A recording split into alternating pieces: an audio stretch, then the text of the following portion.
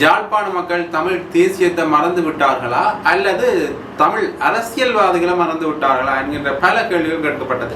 தமிழ் மக்களுடைய தீர்ப்பு திட்டங்கள் தொடர்பாக இனி என்ன மாதிரி நாங்கள் யோசிக்க போன்றோம் என்பதை இனி இந்த பாராளுமன்றம் கூடினா பிறகு 21ஆம் தேதிக்கு பிறகுதான் முடிவு செய்ய முடியும். இப்படியாக மக்கள் அலைத்திரண்டு, குறிப்பாக தமிழ் மக்களுடைய அலைத்திரண்டு அன்ரோ மாரசநாயக்க அவர்களுக்கு ஒரு வெற்றி வாகையை சூடி இருக்கு.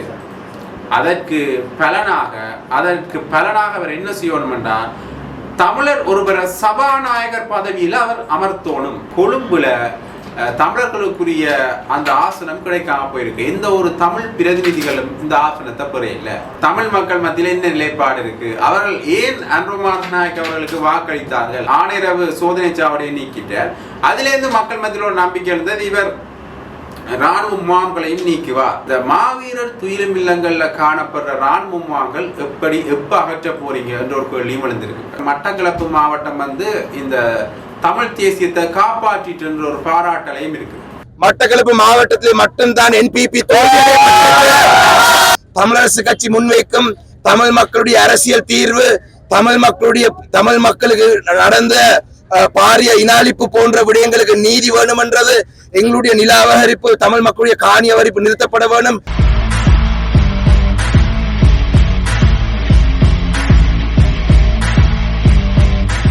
ஜெஃப்னாபுரியன் சொந்தங்களுக்கு வணக்கம்.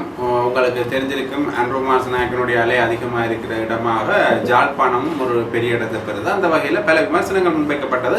ஜாழ்ப்பாண மக்கள் தமிழ் தேசியத்தை மறந்து விட்டார்களா அல்லது தமிழ் அரசியல்வாதிகளை மறந்து விட்டார்களா என்கின்ற பல கேள்விகள் கேட்கப்பட்டது. அந்த வகையில் நாங்கள் இது ஒரு விமர்சன ரீதியாக பார்த்தோம். உண்மையிலே மக்கள் தமிழ் தேசியத்தை மறக்கலாம், தமிழ் அரசியல்வாதிகளோட சில பிழைகள் தான் இந்த மக்களுடைய எண்ணத்தை மாற்றிருக்குன்னு சொல்லணும். இதுவரைக்கும் அவர்களுக்கு கொடுக்கப்பட்ட அந்த கருவியை அவர்கள் சரியாக பயன்படுத்தவில்லை. தமிழ் அரசியல்வாதிகள் முன்னே நாள் தமிழ் அரசியல்வாதிகள் சரியாக பயன்படுத்தவில்லை. அதனால தான் மக்கள் இவர்களை நிராகரித்தார்கள் என்றுதான் சொல்லணும். அடுத்த இன்னொரு முக்கியமான விடயத்தை நாங்கள் அதில் குறிப்பிடணும் என்று பார்த்தீங்கன்னா, இந்த பிளவுகளும் ஒரு காரணமாக அமைஞ்சிருக்கு. மக்கள் யாருக்கு வாக்களிக்கணும் என்ற ஒரு குழப்ப நிலையிலையும் இருந்ததும் ஒரு முக்கிய காரணமாக ஜனாதிபதி தேர்தலையும் இருந்தது, இந்த பாராளுமன்ற தேர்தலையும் அமைந்திருக்கிறது. ஆகவே இதற்கு தமிழ் மக்கள் மத்தியில் இப்படி இருவேறு விதமான விமர்சனங்கள் இருக்கிற அதே நேரத்தில் சிங்கள வேட்பாளர்கள் மத்தியில் இதற்கு ஒரு பாராட்டலையும் கிடைக்கப்பட்டது. குறிப்பாக தேசிய மக்கள் சக்தியினுடைய உறுப்பினர் டில்வின் சில்வா அவர்கள் கூறுகின்ற பொழுது கூட அவர் ஒரு முக்கியமான விடயத்தை முன்வைக்கிறார். என்ன பார்த்தீங்கன்னா, வடக்கு மக்கள் ஒரு நல்ல விடயத்தை செய்திருக்கிறார்கள். அதாவது அவர் கூறுற விடயம் என்னன்னு பார்த்தீங்கன்னா, இனவாதத்தை களைந்து எறிந்து விட்டு தமிழ் மக்கள் அன்றவோடு கைகோர்த்திருக்கின்றார்கள் என்ற பொருள்பட அவர் கழிச்சிருக்கிறார். ஆகவே அவர் அதில் சொல்கின்ற பொழுது ஒரு முக்கியமான விடயத்தையும் சொல்றார். என்று பார்த்தீங்கன்னா, மக்கள் அன்றவுக்கு வாக்களித்து ஒரு பெரும்பான்மை அன்றவுக்கு கொடுத்திருக்கின்றார்கள். நாங்கள் கூட எதிர்பார்க்க இல்லை இப்படியான ஒரு பெரும்பான்மை எங்களுக்கு வரும் என்று. நாங்கள் பாராளுமன்றத்தில் நிலைபெற செய்வதற்குரிய அந்த ஆசனங்கள் இருந்தால் போதுமென்று தான் இருந்தாங்க. ஆனால் அறுதி பெரும்பான்மை விட அதிகமான ஆசனங்கள் எங்களுக்கு கிடைச்சிருக்கு என்று அவர் கூறியிருக்கிறார்.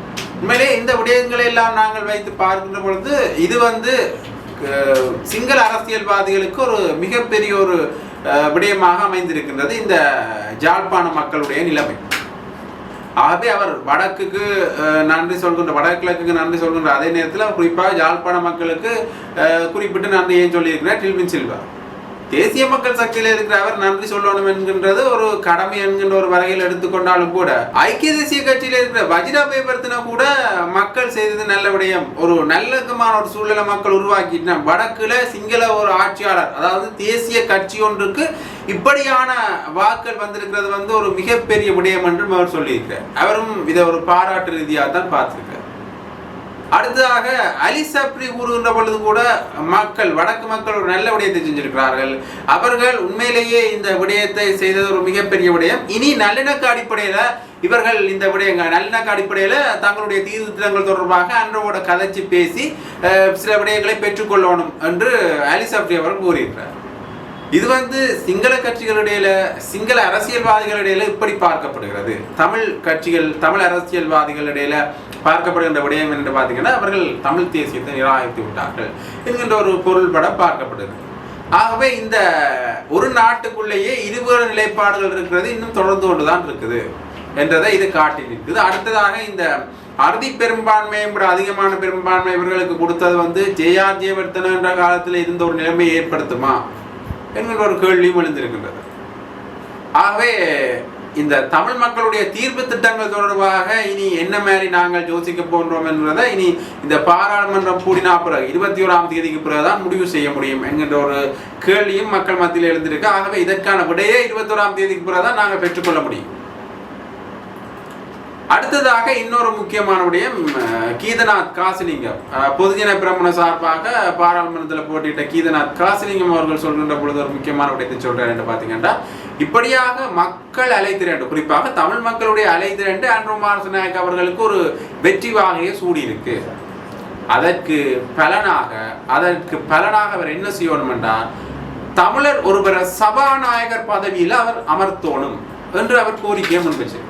இதுதான் அவர் அதுக்கு செய்கிற பிராச்சித்தம், அதுக்கு செய்கிற பலன் என்று அவர் சொல்லியிருக்கார். மேலே இந்த விடயம் எப்படி எடுத்துக்கொள்ள போன்றது என்று தெரியல. ஏன்னா வரலாற்றிலே பல முக்கியமான விடயங்களை இவர்கள்லாம் செஞ்சு வாரார்கள் ஒரு பேசுபொருள் இருக்குது. ஆக அவர் என்ன செய்ய போறார், இந்த தமிழர் ஒருவரை பாராளுமன்றத்தை கொண்டு போறதுக்கு என்ன செய்ய போறார் என்பதை நாங்கள் பொறுத்துட்டு தான் பார்ப்போம். அது மட்டும் இல்லாமல் இன்னொரு முக்கியமான விடயம் என்று பார்த்தீங்கன்னா, கொழும்புல தமிழர்களுக்குரிய அந்த ஆசனம் கிடைக்காம போயிருக்கு. எந்த ஒரு தமிழ் பிரதிநிதிகளும் இந்த ஆசனத்தை பெறையில. ஐக்கிய மக்கள் சக்திக்கு ஆதரவா போட்டியிட்ட மனோ கணேசனுக்கு தேசிய பட்டியலை சயித் பிரேமதாஸ் அவர்கள் கொடுப்பார் என்கின்ற ஒரு பேசுபொருள் அரசியல் வட்டாரங்கள் இருந்தாலும் கூட அது கிடைக்கின்ற பட்சத்தில் ஒரு ஆசனம் கிடைக்குமே தவிர மற்றும்படி இன்னும் ஒரு ஆசனத்திலேயோ அல்லது ஒரு பெரிய அளவிலான ஆசனங்களையோ கொழும்புல தமிழ் கட்சிகள் எதுவுமே பெறையில என்பதுதான் உண்மை. தமிழ் அரசியல்வாதிகள் யாருமே பெறவில்லை என்பதுதான் உண்மை. இது இந்த நிலைப்பாட்டில் இருக்கு. அது மட்டும் இல்லாமல் ஜாழ்ப்பாணத்தில் எப்படி ஒரு நிலைப்பாடு நிலவரம் ஒரு விமர்சன ரீதியாக பார்க்கப்படுகிறது. இப்படியாக பல விடயங்கள் ஒரு மாற்றத்தை நோக்கியதாக காணப்படுகின்ற அதே சூழ்நிலையில சில விடயங்கள் ஒரு குழப்பத்தை நோக்கியதாகவும் இருக்கு. தமிழ் மக்கள் மத்தியில் என்ன நிலைப்பாடு இருக்கு, அவர்கள் ஏன் ஆண்ட்ரூ மாரசநாயக்க அவர்களுக்கு வாக்களித்தார்கள், தமிழ் தேசியத்தை நிராகரிக்கிறதுக்கு வாக்களித்தார்களா அல்லது ஆண்ட்ரூ மாரசநாயக்க மேலே ஏற்பட்ட நம்பிக்கையில வாக்களித்தார்களா என்கின்ற ஒரு கேள்வியும் எழுந்திருக்கின்றது. அடுத்ததாக நாங்கள் பார்க்கக்கூடிய ஆண்ட்ரூ மாரசநாயக்க அவர்கள் ஏற்கனவே இந்த ஆணையரவு சோதனை சாவடியை நீக்கிட்டார். அதிலிருந்து மக்கள் மத்தியில் ஒரு நம்பிக்கை இருந்தது, இவர் இராணுவ முகாம்களையும் நீக்குவார். ஏண்டா ஏற்கனவே பிரதமர் ஹரணி அமரசூரியனிடம் இந்த கேப்பாப்பிளவு இராணுவ முகாம்களை நீக்க வேண்டும் என்றால் அது ஒரு பிறந்த பரப்பிலேயே இருக்கு, ஒரு பிறந்த எடுப்பில் அது அமைக்கப்பட்டிருக்கு. ஆகவே அது நீக்கினாலே மக்களுடைய பல காணிகள் விடுவிக்கப்படலாம். ஆகவே அந்த குறிப்பிட்ட கேப்பாப்பிளவு இராணுவ முகாம் நீக்க வேண்டும் என்கின்ற ஒரு கோரிக்கையும் அவர்கள் கொடுத்திருந்தார்கள் மக்கள் ஹரணி அமரசூரியன். அந்த வகையில் இது ஒரு முக்கிய பிரச்சனையாக பார்க்கப்படுகின்ற அதே சூழ்நிலையில இந்த மாவீரர் துயிலும் இல்லங்கள்ல காணப்படுற இராணுவ முகாம்கள் எப்ப அகற்ற போறீங்க என்ற ஒரு கேள்வியும் எழுந்திருக்கு. என்ற ஏற்கனவே பழைய அரசாங்கத்திட்ட இது தொடர்பாக பேசி ஒரு புளிச்சு போன விஷயமா இது மாறி இருக்குது. இந்த மாவீரர் துயிலும் இல்லங்கள்ல காணப்படுற இந்த குறிப்பிட்ட இராணுவ முகாம்கள், குறிப்பாக கோப்பாயாக இருக்கலாம், தேராவில் என்ற மிகப்பெரிய துயிலும் இல்லங்கள் கூட இப்படியாக இராணுவ முகாம்கள் மத்தியில் தான் இருக்கு. உண்மையிலே இது ஒரு நாகரிகமற்ற விடயமாகவே பார்க்கப்படுகிறது. ஏனென்றா ஒருவருடைய கல்லறைக்கு மேலே நாங்கள் நடந்து போகிறது கூட நாங்கள் யோசிப்போம், கால் வச்சா கூட அது ஒரு நாகரிகமற்ற விடயமாக தான் நாங்கள் பார்க்குறோம். ஆனால் அதுக்கு மேலே ஒரு கட்டத்தை கட்டி அதில் அவர்கள் இருப்பது உண்மையிலேயே ஒரு துயிலும் இல்லங்களை அவமதிக்கும் ஒரு செயற்பாடாகத்தான் பார்க்கப்படுகின்றது.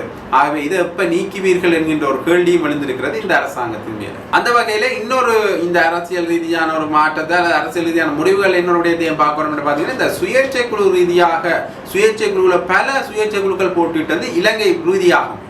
இலங்கை பூராமே பல சுயேட்சை குழுக்கள் போட்டு இத்தனை தேர்தல்களில் இந்த 10வது பாராளுமன்ற தேர்தலுக்கு தான் பல சுயேட்சை குழுக்கள் போட்டிட்டது. ஆகவே அந்த சுயேட்சை குழுக்களில் எந்த ஒரு சிங்களவருமே வெற்றி பெறவில்லை. அதுலேயும் ஒரு தமிழர் மட்டும்தான் வெற்றி பெற்றிருக்கிறார், அவர் அர்ச்சுனா ராமநாதன். உங்களுக்கு தெரியும், அர்ச்சுனா ராமநாதன் மேல இந்த சாவகச்சேரி பிரச்சனை மூலமாக மக்களில் அறிமுகமான ஒரு வைத்தியராக அறிமுகமாகி இப்போ ஒரு அரசியல்வாதியாக தன்னுடைய பயணத்தை தொடர்ந்திருக்கிறார். ஆகவே இவர் தொடர்பான பல சர்ச்சைகளும் கிடைக்க வந்தது. இன்னும் ஒரு விடயமும் பார்க்கப்படுது என்று பார்த்தீங்கன்னா, இவர் இந்த சர்ச்சைகளை இல்லாமல் இருந்திருந்தால் இந்த கிட்டத்தட்ட இந்த பிரச்சனை சாவச்சேரி பிரச்சனையை தீர்த்து வச்சுட்டு அது தொடர்பான விமர்சனங்களை முன் வச்சுட்டு பேசாமல் இருந்திருந்தால் அவருடைய வெற்றி இன்னும் அதிகமாக இருக்கும் என்கின்ற ஒரு ரீதியாக பேசப்படுகிறது. ஏன்னா அவர் காணொலிகளில் கொடுக்கின்ற பொழுது கூட தான் 3 ஆசனங்களை எதிர்பார்த்தேன், ஆனால் எனக்கு 1 தான் கிடைச்சிருக்குன்ற ஒரு கவலையடைகிற ரீதியாக சொல்லியிருக்கார். ஆகவே இந்த பிரச்சனையும் ஒரு பெரிய பிரச்சனையாக பார்க்கப்படுகிறது. இதுவும் ஒரு முக்கிய மாற்றமாகவும் பார்க்கப்படுகிறது. ஆகவே மக்கள் என்ன செய்திருக்கிறார்கள் என்று பார்த்தா மக்கள் ஒரு குழம்பிய சூழ்நிலையில் இருந்தார்கள் என்றதை நாங்கள் ஏற்றுக்கொள்ளத்தான் வேண்டும்.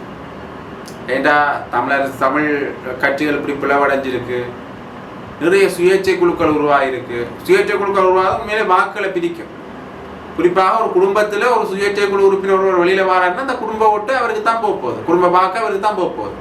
அவருடைய அந்த கிராம சூழல் பின்னணியில் இருக்கிற வாக்களும் அவருக்கு தான் போக போகுது. ஆனால் அந்த வாக்களை வச்சோன்னா அவருக்கு எந்த ஒரு பயனும் கிடைக்காது, பாராளுமன்றத்துக்கு தெளிவாக முடியாது.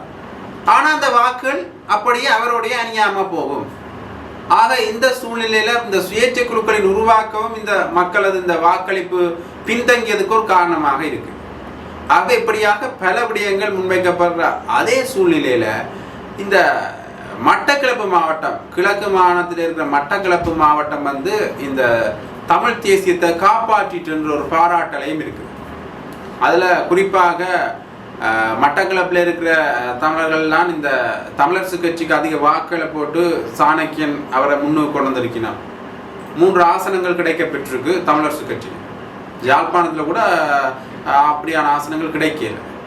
அப்போ அங்கே 3 ஆசனங்கள் கிடைக்க பெற்றது ஒரு பெரிய விடயமாக பார்க்கப்படுது. யாழ்ப்பாணத்தில் கிளிநொச்சி தேர்தல் தொகுதியில் சிறிதரன் அவர்களுக்கு மட்டும்தான் ஒரு ஆசனம் கிடைச்சிருக்கு.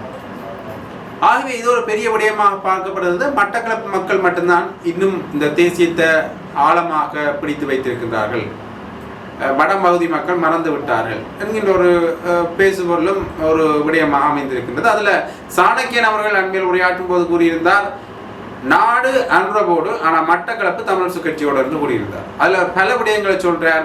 நிறைய விடயங்கள், இந்த காணாமல் ஆக்கப்பட்டவர் தொடர்பான பிரச்சனைகளுக்கு எதிராக குரல் கொடுப்போம், காணி வெடிப்பு தொடர்பான பிரச்சனைகளுக்கு எதிராக குரல் கொடுப்போம், அரசியல் கைதிகளின் விடுதலை தொடர்பாக குரல் கொடுப்போம் என்று பல விடயங்களை சொல்லியிருக்கிறார். அது தொடர்பான அந்த காணொலியையும் நான் உங்களுக்கு நினைக்கிறேன், பார்த்துக்கொள்ளும்.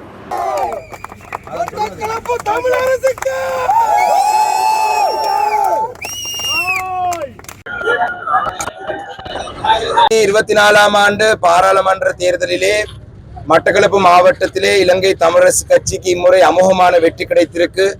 3 ஆசனங்கள் இலங்கை தமிழரசு கட்சி தனித்துவமாக போட்டி போட்டு இன்று நாங்கள் தமிழரசு கட்சியை சேர்ந்த 3 சிறந்த வேட்பாளர்கள் நாங்கள் தெரிவாக இருக்கிறோம். அந்த வகையிலே ஏனைய வேட்பாளர்களும் இந்த வெற்றியிலே பாரிய பங்களிப்பை செய்திருந்தார்கள். துரதிருஷ்டவசமாக 3 ஆசனங்கள் தான் எடுக்கக்கூடியதாக இருந்தது.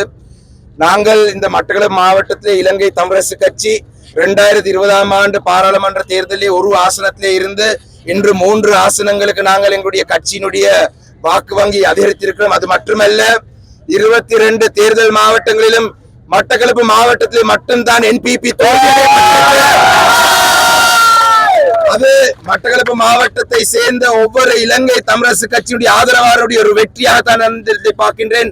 அதே போலதான் இம்முறை மட்டக்களப்பு மாவட்டத்திலே கடந்த காலத்திலே செயல்பட்ட சமூக விரோதமான செயல்பாடுகளில் ஈடுபட்ட அனைவரும் இம்முறை தமிழ் மக்கள் இது ஆரம்பம் மட்டும்தான். வடக்கு கிழக்கிலே இம்முறையும் இலங்கை தமிழரசு கட்சி தான் தமிழ் மக்களுடைய பிரதானமான கட்சியா தெரிவாக இருக்கு.